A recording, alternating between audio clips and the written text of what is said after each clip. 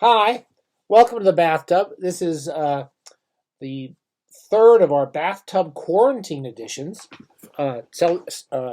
which are preparing us all for the coronavirus. And we're wearing a this is a mask that's not we're not holding out on the medical community. This is something we got home base for when we painted the garage. So you know that's true. And today we're just doing another one of the brief ones. These are much more chaotic than usual, and it's really hard to do at the bathtub to do more chaotic than we've been doing. But we have a very good day today because I can't really leave the house except to walk the dog. Cheers. And so we've been out of bourbon and all this stuff, pizza and things like. Normally I never have pizza. I don't care about pizza, but we got pizza today delivered to the door. And so it's been a big day, and I got some more bourbon. I haven't had bourbon in like a week or two, and everything's good. We'll survive until tomorrow, possibly. And the only premise of the bathtub quarantine editions. I'm gonna take this off. I look like I'm gonna go to a bar mitzvah or something. I'm gonna be bar mitzvah or something. Um, don't write if that's rude. I don't mean to be rude. The premise of this is simply just to give you stuff to do at home. That's really basically it. This is a free stuff edition of the bathtub.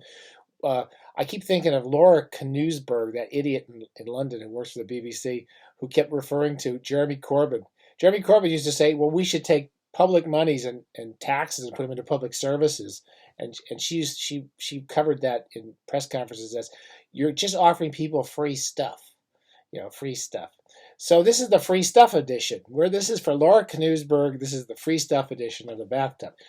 I got something free for you, and it's not really just from me; it's from somebody else. So I'll start right with the free stuff. This is my first novel. It's called The History of Luminous Motion. Almost nobody knows about it except me. It's less unknown than almost any of my other books, but it's still basically unknown. And this is the first beautiful it was beautiful.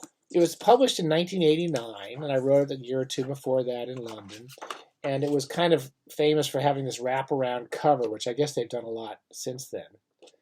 So anyway, it's kind of, and I've never been wild about the way this book looked, but it was kind of, it was kind of a big deal when it came out. I personally think the book that's in it's pretty good. I like what's inside the cover, but for really decades, if I ever met people who had ever heard of one of my books, they would remember this book, and they would only remember one thing. They would say, it has such a beautiful cover." And I would say, "Yes, it is. Does have a beautiful cover, but I think the book is pretty good. You should read the book." And there are people who like it. I'm really glad, and I appreciate the people who like it. So that was the American edition. It's called The History of Luminous Motion. It's about I forget now, 7 or 8-year-old kid who loves his mother too much. It's not autobiographical, but it's based on a relationship of a boy and his mother, which has some small elements from my own childhood, but not much. And the kid's a genius. That's the only part about the book that's true. The boy's a total genius, and that's kind of true of me, as you know from watching The Bathtub. This is the British edition, which I liked better.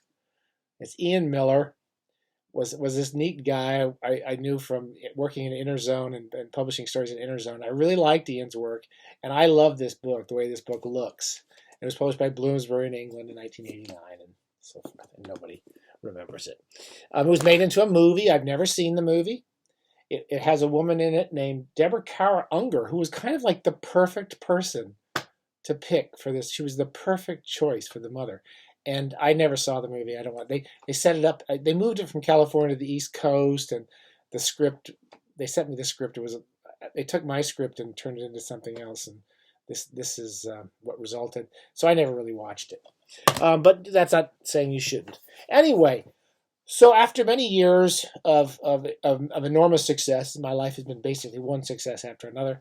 All my books were out of print, so I started publishing my books in a lot of small, here's one of them, Why I Hate Toni Morrison's Beloved. This has been great for my career too, by the way. When people know I wrote a book called Why I Hate Toni Morrison's Beloved, they just gravitate towards me. Where's the other one? I did a few of them. Anyway, I did a bunch of my books. I published them myself through Amazon, and I'm sorry I did that, but it was the only way I knew how to do it. Oh, here it is, Animal Planet. That's one of my favorite of my books. I love that book, and that's my edition. That's the reprint edition that I did with new introductions. Over the past few years, I've been doing my books and reprinting them with new introductions. Anyway, I did one for Amazon for an ebook, and just as I prepared it for an ebook, I heard from a very nice guy named Derek White, who's at a place called Calamari Press. Calamari Press does really interesting, kind of overly postmodern books to my taste. I like the books that he does, but they're not necessarily the books that I would run out to read. And his list is very surrealist, Dadaesque, very, very postmodern stuff, and not as narrative as I prefer, but really interesting writers. And he does very lovely books. So anyway, he asked to do a hard edition of History of Luminous Motion. So about 3 or 4 years ago, Derek did this lovely edition. Derek's an artist, and I really like the way he designed the book. It's low budget, but it's a beautiful picture. I think that's a picture of his, I'm not sure, but I think it might be his brother. His brother had liked the book. Anyway, Derek took my old book, and he put it in fairly, smallish print. He used my old, I did this, not old, I did a new afterword to the edition, very brief, but talking about how I wrote the book, blah, blah, blah. And he did this nice, lovely edition, which you can buy on eBay or ask your local bookstore to buy it. That's probably the best way to do it, and then they can make a few bucks. And Derek sells the hard copies of these books. He did some illustrations in it. I really want to talk up because it's the edition that's really nice. It's a lovely edition. He did these lovely, I think he did all of these. I don't think they're wood cuts, but they're lovely little illustrations for the chapter headings. And again, the whole book was designed by him. Really good job, lovely little book. And I think what's in it's pretty good too, but it's a lovely looking book. So that's a long way of saying that Derek runs this place called Calamari Press. They publish a lot of writers besides me, many, many, many writers, much more. I'm sure sell much more than mine do. But just the other day, Derek said, everyone's quarantined, and I have all these books available on PDF, and I'm just going to give them all away. Is that okay? And I said, sure. Let's give the damn things away for PDFs. You can get them for free downloads. And I believe the PDFs will have all these lovely illustrations in them. So it's a really nice edition that you could get for nothing. So whatever you think of this book, I'd like you to think nicely of it, but whatever you think of it, you will, I think, agree that it is worth paying nothing for. You can get this for nothing, and it's absolutely free. So you can get it, and I'm going to put a link below this, and there's something free you can do at home during quarantine. The kids might like it. I had lots of young teenagers, and particularly youngish 12, 10, 13, 14-year-old kids who did like it. It's not don't get me in trouble about this because it's a very dark, twisted book, but most young adult books are pretty twisted. So I don't know. I guess I can't recommend it for young people, but if you like it, maybe young people will like it. It's free. That's the most important part. It's free. You don't have to pay anything for it. I'll put the link on. You go to Derek's website. And then also there's all these other books by Calamari Press. He publishes, I think even a couple times a year, he publishes a journal of shortish pieces and shortish articles and artwork. And all of it's free. So what can you say? You can't go wrong at all if you get it for free. So a few other things I was going to say, just to do things while you're at home. We're very close to the 1,000th subscriber. We're going to have the scarf in here. I won't let Lucky back in this room until it's 1,000 subscribers. And we can look at BK Smith's picture and wear the scarf and the candles coming out. It's good. I'm going to give awards. So I think we need like 4 or 5 suckers to sign up for this totally pointless bathtub experience. A few other things I've read this week because I'm sitting around the house. I'm working on a piece about Ross Thomas. We've talked about Ross Thomas. I've never read The Money Harvest. It's set in Washington, D.C. the money harvest. What more? That's contemporary American politics. What the money harvest, and it's a satire on Washington D.C. Finally, I haven't read this. Normally, the premise of this series, this totally chaotic series, is that I would either read or reread books and talk to you about them. But this week, since the whole world's dying and falling apart and going to hell in a handcar, I can break all those rules. This is a book called Earth Abides. I read it when I was like 14. I've always wanted to reread it. George R. Stewart. He was sort of a naturalist, an environmental writer. He wrote two books that I loved as a kid called Storm. One was called Storm, one was called Fire. And I believe they were told from the point of view of a storm and a fire. He wrote a number of books, nonfiction books. This is an end of the world novel. And it's about, I'm pretty sure, don't quote me on this, but I think it's a virus that destroys like 90% of people on Earth or something like that. And the thing about the book is that it's actually kind of good.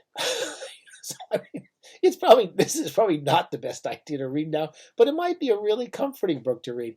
And the premise was that human beings were just destroying the goddamn planet, and by all these people dying from the virus, they kind of go back to a more rudimentary, more simple life. And it's actually quite a peaceful and enjoyable book. And it's almost a utopian vision of the end of the world. So I don't know. I'd like to read it again. You might enjoy it now. It's got that. You should get the old Fawcett edition. Look at that gorgeous cover. Those old paperbacks were the best. And that's all I have to say. So anyway, I'm sorry this went too long. I also read a book a week or two ago I meant to talk about called The Devil in a Forest by Gene Wolfe, a writer who I've always liked and never quite got into, but I've been reading kind of his early books, and it's mispublished as a fantasy novel. It's not a fantasy novel. It's actually kind of a historical novel set in a sort of medieval English countryside. And I really didn't read it. I enjoyed reading it. He's a very odd writer. And I'm not jumping out to recommend this. I think it was actually published as a young adult novel. I think. And it's a little hard to follow for a young adult. It's very smart. Narratively, he's very smart and very unusual. He makes shifts that you're not ready for, and he knows what he's doing almost all the time. Okay, so that was, I don't even know why I brought that up. Just it's another book to read if you're stuck at home. Some of this stuff may be available, but the most important thing is it's free. It's free. You can download it, and you can explore, particularly if you like really kind of experimental and kind of odd and funny and quirky fiction. You might really want to try this. Or you might want to try the other books at Calamari Press, because he's got a big backlist of interesting writers, and he goes back and rediscovers writers and old washed out writers like me, and it's definitely worth checking out. Okay, take care of yourselves, wash your hands. If you need a paint mask, I got one here. I'll share it with you, and we're going to have a big celebration. 4 or 5 new members, awards, everything. It's just going to be candles, music, the Peter Gunn theme song. It's going to be too much. It'll be worth the end of the world just to see the 1,000th subscriber episode of this pointless bathtub experience. Happy bathing. Enjoy your books. Don't go outside unless you have to. Don't kiss anybody you don't know really, really well. Okay, bye.